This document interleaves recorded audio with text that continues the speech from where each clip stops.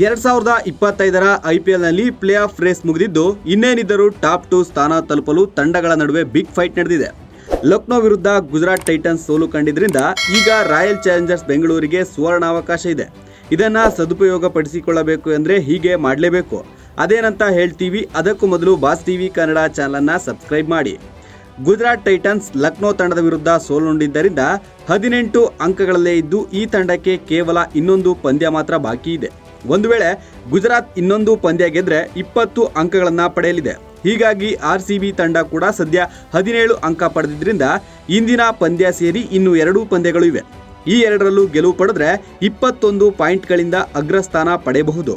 ಪಂಜಾಬ್ 2 ಪಂದ್ಯ ಗೆದ್ದರೂ ರನ್ ರೇಟ್ನಿಂದ RCBಯ ಹಿಂದಿನ ಸ್ಥಾನ ಪಡೆಯುತ್ತದೆ. ಈ 2 ಪಂದ್ಯಗಳಲ್ಲಿ RCB ಗೆಲುವು ಸಾಧಿಸಿದ್ರೆ 21 ಅಂಕಗಳಿಂದ IPLನ ಪಾಯಿಂಟ್ ಟೇಬಲ್ನ ಟಾಪ್ 2 ಸ್ಥಾನದಲ್ಲಿ ದಕ್ಕುತ್ತದೆ. ಇದರಿಂದ ನೇರ ಫೈನಲ್ಗೆ ಹೋಗುವ ಅವಕಾಶ ಇರುತ್ತದೆ. ಹೈದರಾಬಾದ್ ವಿರುದ್ಧ ಇಂದು ನಡೆಯುವ ಪಂದ್ಯದಲ್ಲಿ RCB ವಿಜಯ ಸಾಧಿಸಲೇಬೇಕು. ಜೊತೆಗೆ ಮುಂದಿನ ಪಂದ್ಯವನ್ನು ಕೂಡ ಗೆದ್ದುಕೊಂಡ್ರೆ RCBಗೆ ದೊಡ್ಡ ಅದೃಷ್ಟ ಒಲಿದು ಬರಲಿದೆ. ಪಂಜಾಬ್ ಕಿಂಗ್ಸ್ ಕೂಡ 17 ಅಂಕ ಪಡೆದಿದ್ದು ಆ ತಂಡಕ್ಕೂ 2 ಪಂದ್ಯಗಳು ಬಾಕಿ ಇವೆ. ಆದರೆ ರನ್ ರೇಟ್ ಅನ್ನ ಇಲ್ಲಿ ಗಣನೆಗೆ ತೆಗೆದುಕೊಳ್ಳಲಾಗುತ್ತದೆ. ಈಗಾಗಲೇ ಪಂಜಾಬ್ ಕಿಂಗ್ಸ್ಗಿಂತಲೂ RCB ಉತ್ತಮ ರನ್ ರೇಟ್ ಹೊಂದಿದೆ. ಮುಂದಿನ 2 ಮ್ಯಾಚ್ಗಳಲ್ಲಿ ಇದನ್ನೇ ಮುಂದುವರಿಸಿಕೊಂಡು ಹೋದರೆ ಟಾಪ್ 2 ಏನು ಅಗ್ರಸ್ಥಾನವೇ RCBಯ ಪಾಲಾಗುವುದರಲ್ಲಿ ಯಾವುದೇ ಸಂಶಯ ಬೇಡ. ಒಂದು ವೇಳೆ RCB ಒಂದು ಪಂದ್ಯವನ್ನ ಗೆದ್ದು ಇನ್ನೊಂದು ಪಂದ್ಯದಲ್ಲಿ ಸೋತ್ರೆ ಒಟ್ಟು 19 ಪಾಯಿಂಟ್ ಪಡೆಯುತ್ತದೆ.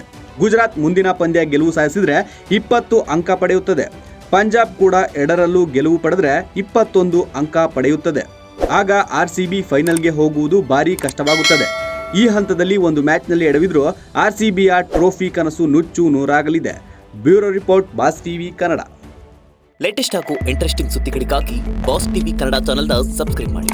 ಹಾಗೆಯೇ ಬೆಲ್ ಐಕಾನ್ ಪ್ರೆಸ್ ಮಾಡಿ. ಇದರ ಜೊತೆಗೆ ಫೇಸ್ಬುಕ್, ಇನ್ಸ್ಟಾಗ್ರಾಮ್, ಎಕ್ಸ್ನಲ್ಲೂ ಮಿಸ್ ಮಾಡದೆ ಫಾಲೋ ಮಾಡಿ.